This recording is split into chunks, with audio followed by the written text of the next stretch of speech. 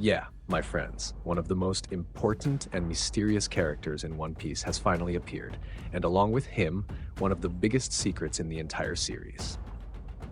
One Piece chapter 1154 is promising to be absolutely insane. So let's talk about it and break down even more spoiler details in this video. Ready? Let's go. Right after the intro.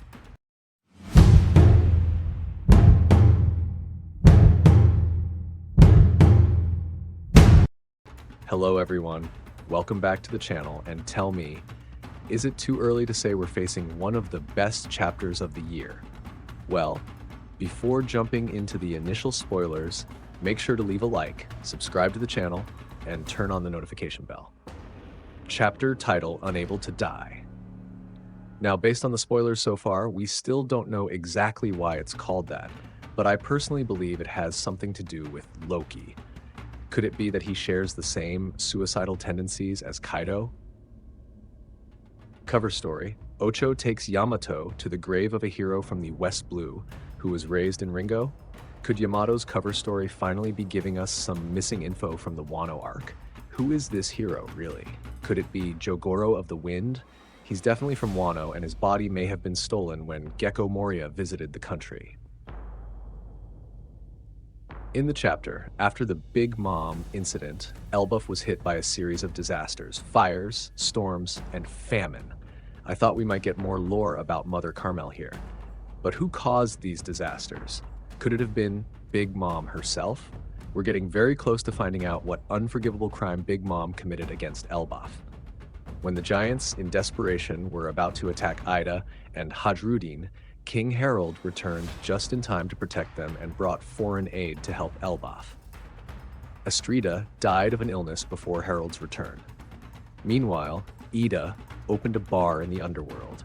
Once again, Astrida seems to be pushing the blame on others. She probably made Ida and Hairudin shoulder all the responsibility for Elbaf's downfall. 56 years ago, Harold went to the Reverie, but the world government ignored him.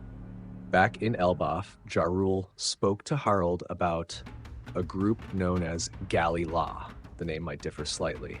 A team of ancient giants and non-elder giant shipbuilders, possibly captured by the government. Here's where the main leaker chimes in with what he calls the most important part of the chapter, and shares a theory built on it.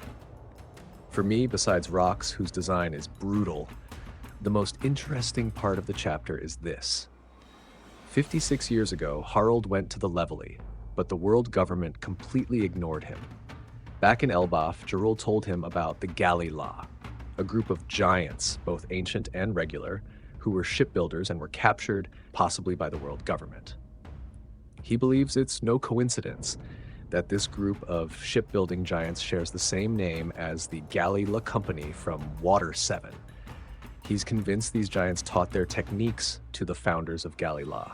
Remember, in the previous chapter, it was said that Elbaf's advanced navigation was highly attractive to other nations. It all makes sense and ties directly into another major plot: the ancient weapon Pluton. If those giants had such deep knowledge of shipbuilding, then it's totally possible they were the original creators of Pluton, and that's why Tom had the blueprints. The giants passed down their knowledge to humans, generation after generation. He also hints that there's something even juicier about those giants, but he'll talk about that tomorrow. Let's continue with the spoilers. Estrida's sister raised Loki, but abused him, while Harold focused on rebuilding Elbaf. This gives us another layer of Loki's pain. He's got the perfect background for a future villain. And yes, I've got a theory about that, but I'll save it for another video. 48 years ago, Loki unleashed giant beasts upon the villages, but when he saw other children helping Hadrudin, he realized how utterly alone he was. Then, the Rox pirates appeared in the underworld and asked Loki if they were in Elbaf, and if Harold was still there. It's revealed that Rox D. Xebec met Harold at the Reverie 8 years later, so again, 56 years ago from now. But after that, Rox killed a Marine admiral and became one of the most wanted men in the world. We finally see the full face of Rox D. Xebec. He has two-tone hair and resembles Blackbeard. That's because Rox was Blackbeard's father. Let's finish this analysis with that bombshell. We've finally seen the face of Rox D. Xebec. And wow, now why was he even at the reverie? The most accepted theory is he was the king of a nation, most likely Hachinosu. That's probably why Blackbeard took over that place. He was the Prince of Hachinosu all along.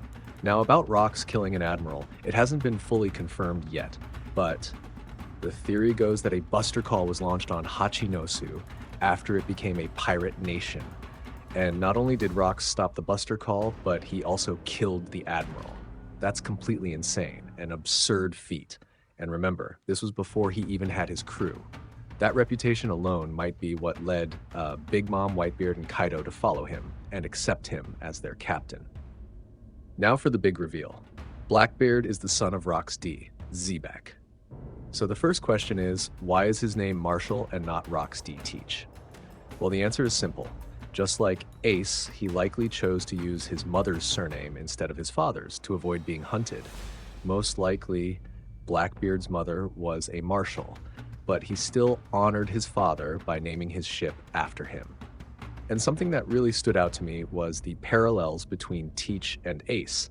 They're practically mirrors of each other.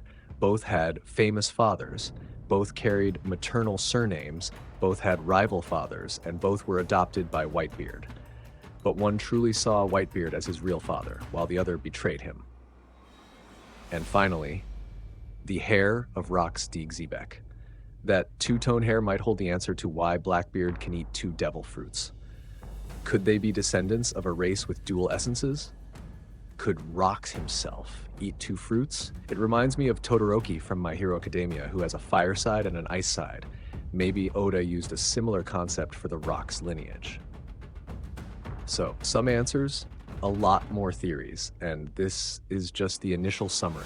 More spoilers should drop throughout the day. The full summary comes on Wednesday, and the raw scans arrive on Thursday. And yes, the official release of chapter 1154 is coming this Sunday. It's already confirmed, no break next week. So stay tuned to the channel, you don't want to miss anything. If you enjoyed the video, drop a like, subscribe, and ring that bell. Thanks for watching. See you next time. Let the hype continue.